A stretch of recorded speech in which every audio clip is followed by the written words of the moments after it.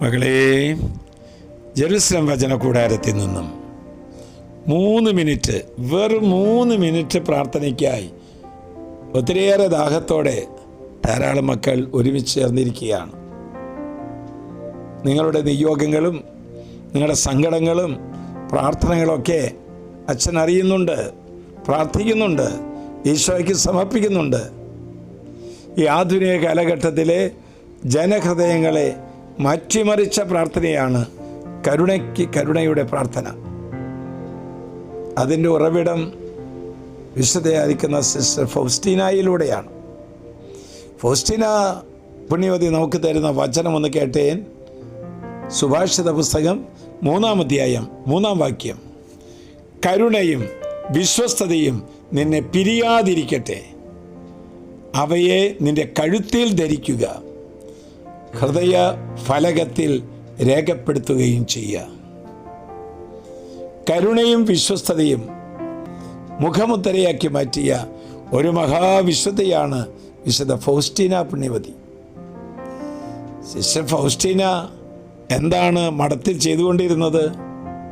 മഠത്തിലെ പാചകം, തോട്ടപ്പണി, വാതിൽ സൂക്ഷിപ്പുകാരി തുടങ്ങിയ ഏറ്റവും നിസ്സാരമായ എളിയ ജോലികളാണ് അവൾ മഠത്തിൽ ചെയ്തുകൊണ്ടിരുന്നത്.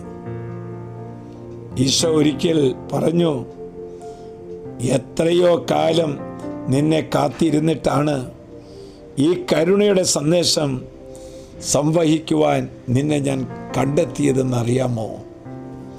ഫൗസ്റ്റീന പറയുന്നു, മനുഷ്യകുലം കരുണയുടെ ഉറവിടമായ യേശുവിലേക്ക് തിരിയുന്നതുവരെ സമാധാനം കണ്ടെത്തുകയില്ല. വിശുദ്ധയായിരിക്കുന്ന ഫൗസ്റ്റീന അനുദിന ജീവിതത്തിൽ നിന്ദനങ്ങളും പരിഹാസങ്ങളും ഒപ്പം ശ്വാസ സംബന്ധമായ രോഗങ്ങളും സഹിച്ചവളാണ്, യേശുവിനെ സമർപ്പിച്ചവളാണ്. എങ്കിലും വളരെ ത്യാഗോജ്വലമായിരിക്കുന്ന ആ ജീവിതം ദിവ്യ കരുണയിലേക്ക് തന്നെ സമർപ്പിച്ചു.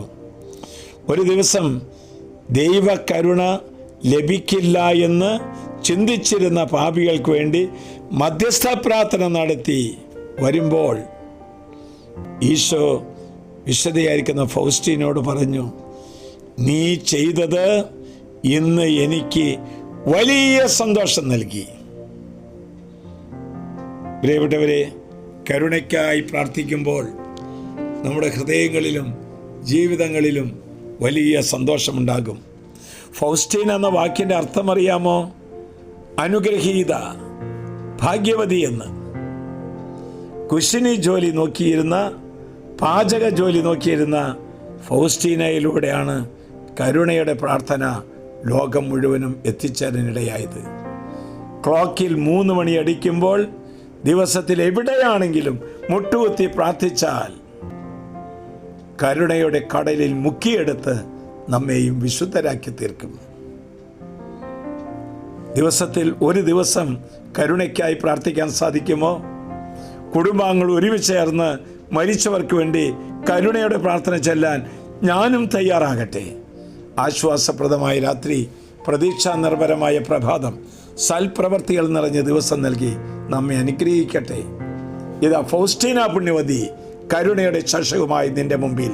നമ്മുടെ കർത്താവ് ഈശോ മിശിഹായുടെ കൃപയും പിതാവായ ദൈവത്തിൻ്റെ സ്നേഹവും പരിശുദ്ധാത്മാവിന്റെ സഹവാസം ഉണ്ടാകട്ടെ, എപ്പോഴും എപ്പോഴും എന്നേക്കും. ആമേൻ.